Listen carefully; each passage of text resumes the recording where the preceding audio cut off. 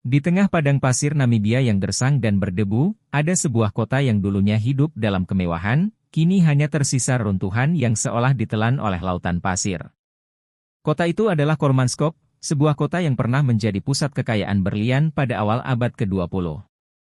Namun, sekarang Kolmanskop hanyalah sebuah kota hantu yang terjebak dalam waktu, di mana bangunan megah bergaya kolonial perlahan dilahap oleh gurun Namib yang tak kenal ampun.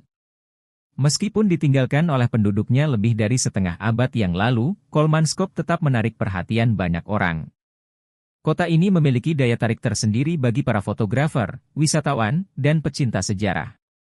Di balik penampilannya yang suram, Kolmanskop menyimpan cerita tentang ambisi manusia, kekayaan yang cepat diperoleh, dan kehancuran yang datang dengan tiba-tiba. Kisah Kolmanskop adalah kisah tentang kebangkitan dan kejatuhan, sebuah cerita klasik tentang kemegahan yang rapuh di hadapan kekuatan alam. Kolmanskop bisa dibilang salah satu tempat paling fotogenik di dunia, dengan rumah-rumah kolonial yang terbengkalai dan dinding-dindingnya yang hampir sepenuhnya terkubur pasir. Keindahan kota ini bersifat surrealis, seolah-olah waktu berhenti di tengah gemuruh angin gurun. Tapi di balik pemandangan ini, ada sejarah yang lebih mendalam dan menakjubkan. Sebelum kita menjelajahi bagaimana kota ini bisa berubah menjadi kota hantu, mari kita mulai dari awal. Kita akan melihat bagaimana Kolmanskop didirikan, bagaimana kota ini berkembang dengan sangat cepat, dan akhirnya bagaimana semua itu berakhir dalam kehancuran. Mari kita telusuri jejak-jejak pasir di Kolmanskop, menuju kisah yang penuh misteri dan tragedi. Kisah Kolmanskop bermula pada tahun 1908, ketika seorang pekerja rel kereta api bernama Zacharias Lewala menemukan sebuah batu kecil yang berkilauan di tengah gurun pasir Namib. Tidak menyadari apa yang ia temukan, Lewala memperlihatkan batu tersebut kepada supervisornya, seorang insinyur Jerman bernama August Stauch. Stauch segera mengenali bahwa batu tersebut adalah berlian, dan penemuan ini memicu demam berlian di wilayah tersebut. Dalam waktu singkat, para penambang berlian dan spekulan dari seluruh dunia berbondong-bondong datang ke daerah itu, berharap menemukan keberuntungan mereka. Wilayah di sekitar Kolmanskop dengan cepat berkembang menjadi pusat tambang berlian.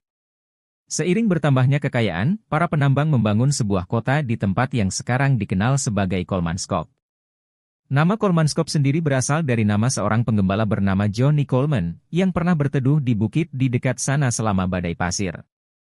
Pada tahun 1910, hanya 2 tahun setelah penemuan berlian pertama, Kolmanskop berubah menjadi kota yang sangat maju untuk ukurannya. Kota ini memiliki semua fasilitas modern yang dapat diimpikan pada masa itu.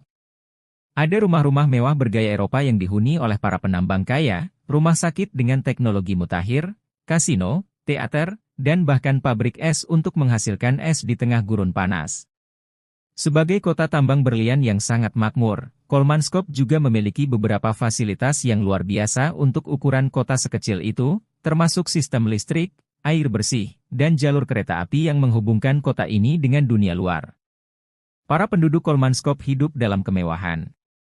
Mereka mempekerjakan banyak pekerja kontrak dari suku-suku lokal untuk bekerja di tambang, sementara mereka sendiri menikmati kehidupan yang nyaman di rumah-rumah mereka yang indah. Tidak hanya itu, ada juga sekolah, toko roti, dan fasilitas rekreasi untuk menjaga kualitas hidup penduduk. Ada kolam renang, yang cukup mengejutkan mengingat kondisi gurun yang keras dan kekeringan yang melanda wilayah tersebut. Ini menunjukkan betapa pentingnya Kolmanskop pada puncak kejayaannya. Namun, Kolmanskop tidak hanya dikenal karena kemakmurannya. Kota ini juga menjadi pusat inovasi teknologi. Rumah sakit Kolmanskop dilengkapi dengan mesin X-ray, teknologi yang pada saat itu sangat canggih. Pada awalnya, mesin X-ray ini digunakan untuk tujuan medis, tetapi akhirnya juga dimanfaatkan untuk memeriksa para pekerja tambang guna memastikan mereka tidak menyelundupkan berlian keluar dari tambang. Sebagai pusat kekayaan dan kemajuan di tengah padang pasir, Kolmanskop menarik perhatian banyak orang. Kota ini tumbuh dengan cepat, dan pada tahun 1920-an, Kolmanskop mencapai puncak kejayaannya. Berlian yang ditemukan di wilayah ini telah membuat para penduduknya menjadi sangat kaya.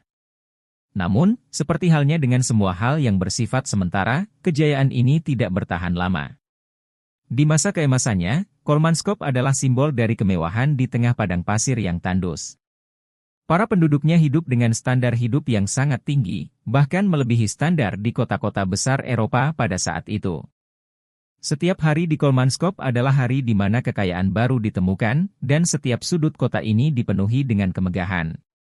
Rumah-rumah di Kolmanskop dihiasi dengan perabotan mewah yang diimpor dari Eropa, dan gaya hidup para penduduknya mencerminkan kemewahan yang hanya mungkin di kota tambang berlian ini. Salah satu hal yang paling mencolok tentang Kolmanskop adalah bagaimana kota ini mampu bertahan di tengah kondisi gurun yang sangat keras. Para penduduk Kolmanskop memanfaatkan teknologi modern untuk mengatasi tantangan alam. Kota ini memiliki sistem pasokan air yang sangat baik, dan pabrik esnya menyediakan es segar untuk menjaga agar makanan tetap dingin di tengah panasnya gurun. Tak hanya itu, ada jalur kereta api yang menghubungkan Kolmanskop dengan kota pelabuhan terdekat, Ludritz, sehingga suplai barang dan kebutuhan sehari-hari bisa terus mengalir masuk. Kehidupan sosial di Kolmanskop juga sangat aktif. Para penduduk kota sering mengadakan pesta, bermain di kasino, dan menikmati hiburan di teater. Mereka juga memiliki waktu luang yang cukup untuk bersantai di kolam renang atau bermain tenis. Meskipun berada di tengah gurun yang terpencil, Kolmanskop adalah kota yang sangat kosmopolitan.